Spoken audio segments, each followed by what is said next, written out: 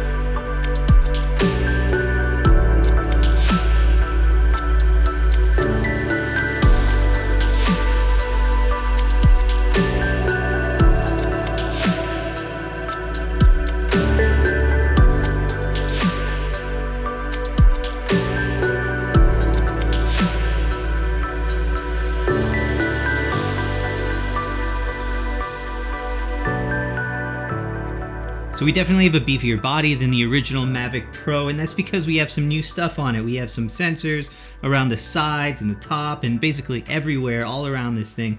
We also have some on the bottom and some lights to help you land. I will say it's not as stylish looking as the Mavic Air. I thought they would kind of go for something really cool and stylish like that. It's not. It's very similar looking to the original Mavic Pro. And we also have, even though you have this beefier body, the micro SD card and the USB ports are still kind of buried behind these little fiddly trapdoors right here, and I find it just a little bit inconvenient. The drone also uses a USB-C type connector, which is nice and fast for connecting to the computer and transferring that, although I will say the controller has a micro USB in order to charge it, so it'd be nice if you could use the same cable. They do include some adapters if you need them, but I kind of think that it should be on the same platform with those cables. Now, another thing that I will say is that you still can't charge this over USB, so you have to use the actual battery charger with it. Now, the motors have been beefed up a little bit. They are much quieter propellers as well, much quieter operation. You're still going to hear it, but the noise is just so much better than before, especially in the Mavic Air. That thing can get really whiny and distracting. I found that this sounded really nice. It didn't sound bad at all when it was in the air, and if you get this thing up to a couple hundred feet, no one will even know it's there. Also, the remote, not a lot new here. We have that screen that you can use to see all your information. I love having this. I do think that there's some things that they could possibly improve about this remote control. It kind of takes a little bit to get your phone in it, but it works. It has all the features needed. And a new dial right in here is for accessing the tripod mode and the sports mode, which is really cool because those are the two modes that I use the most. We also have the removable joysticks from the Mavic Air, so if you need to tidy this thing up and get into a small bag, you can actually do that. They store right inside of here. Really cool to have.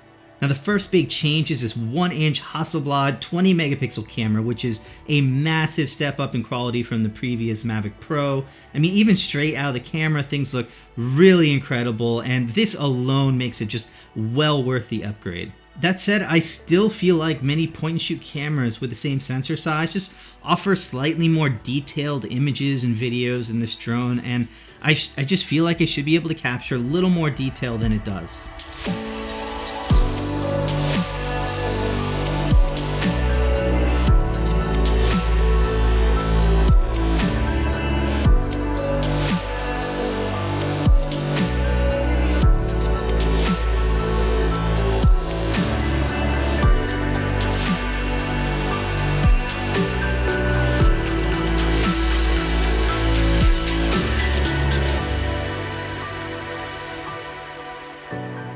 If you guys want to see even more footage from this thing, I just released a 5-minute video from my trip in Maui, Hawaii. It is incredibly awesome. So much good footage there. 5 minutes long, featured edit. Check that out. So much good stuff there. And if you just want to see the quality of this thing, what it is capable of, or you just want to see tons of video from Hawaii, which is really awesome, take a look at that. I got a link up here and a link in the description as well. Now the camera is a 28mm, which gives it a pretty wide angle of view, but not so wide that you're seeing distortion like a GoPro. And for videographers, you can choose to enable a cropped 4K mode that bumps it up to about 40mm. I didn't see a huge quality difference between these, so I was kind of iffy on which one I preferred, but it does give you that advantage if you want a little bit tighter focal length. Now, having an adjustable aperture from f2.8 to f11 was just an incredibly standout feature. I was able to completely change my exposure in the sky. I no longer have to park this thing, bring it back down, change out ND filters. I can change it from video, where I'm trying to keep my shutter speed at like a 50th of a second, all the way up to a 100th or 200th of a second for photos. I can do all of that while adjusting my aperture. It's absolutely incredible, especially because I'm still waiting for my Polar Pro ND filters. So this has allowed me to really maintain those slower shutter speeds, get cinematic video, stop that lens down when I need to. My only issue is that I do find that there's just a little bit less detail at f11, so you're definitely going to want to choose your aperture wisely. I would still recommend using ND filters and try not to stay at like f11, but kind of find that sweet spot and balance with quality and the shutter speeds that you need. On the video side, we now have 10-bit video in H.265. I found this extremely easy to grade. I ended up shooting in D-Log in it all the time. It records at 100 megabits per second.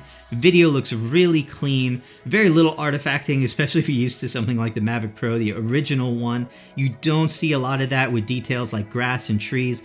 Those still look awesome now. You can also shoot in like HLG for HDR work, though honestly with the workflow involved in that, I doubt anyone is going to want to do that.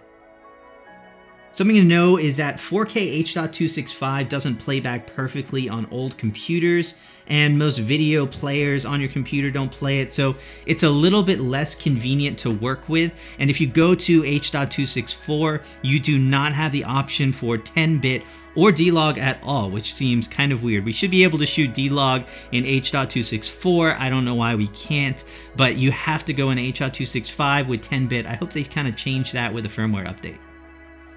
Another big improvement is that you can actually tilt the gimbal up by about 30 degrees. And this means that not only can you just look up a little bit, but when you're in sports mode and you are just trucking at 45 miles per hour, you can still keep that horizon completely level. I got no propellers in the shot, and it's also way more stable than before. I mean, I was flying in Maui, Hawaii. We had 20 mile per hour to 30 mile per hour winds.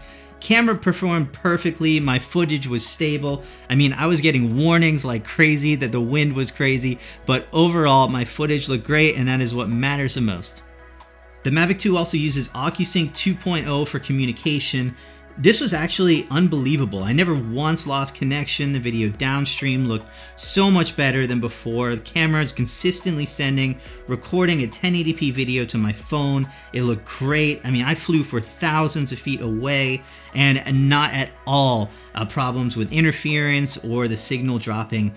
We also have a 31-minute flight time, so I was noticing, I don't know, maybe 2 to 5 minutes longer in the sky, and while it doesn't sound like much, that can make a huge difference. I mean, that is a difference between getting several more shots when you're up in the air, and you never want to land this thing and take off with a small amount of battery left. So every time you fly, you want to stay up for as long as possible, get all the shots you need, and that extra couple minutes of battery life is absolutely amazing. Another port over from Mavic Air is that 8 gigs internal memory, which is absolutely incredible because if you're like me, you might have forgotten your micro SD card a time or two, and that has completely ruined everything, and that never happens anymore. Be sure not to use the internal memory until you absolutely need it. That way you have it in case of emergency, but it is great to have. I wish every camera, every device in general that stores it should have internal memory on it. Thank you, DJI, for including this. It's absolutely unbelievable. Another big thing is if you forget or are not able to charge your phone, you can actually charge your phone while shooting through the remote control, which is awesome because I've been in those situations as well where I have 30% less battery life on my phone and I still want to shoot video. You can now charge while fly. Big deal. Even Active Track has really gotten a lot better. I found it very smooth and it's really usable in the field. I had no problems with it at all. DJI has always had a ton of killer automatic flight modes, and all the important ones are here as well. Now there's a new one called Hyperlapse, and it's awesome to see it included in this, and DJI is really pushing some unique features in their drones. I mean, in reality, I found it kind of okay at best. It did the job, but if it gets windy out, it will wobble a lot and probably ruin your footage. Really, the only things that could be improved in this drone are like continuous autofocus, which is there, but just not up to the standard where I depend on it. Because of that, I find myself always needing to refocus every time I do a shot. Every so often, I think I forgot to refocus, and so my shots came out with a little bit less detail than they should. I really wish we just had continuous autofocus. We could just leave it and depend on it no matter what we were shooting. Also, this little bubble guard right here, this is super flimsy. I just know I'm gonna break it.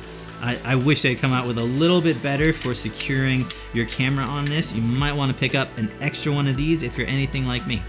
If you guys are even remotely on the fence about this drone, and I'm guessing if you're watching this video, you probably are, because why else would you be watching it?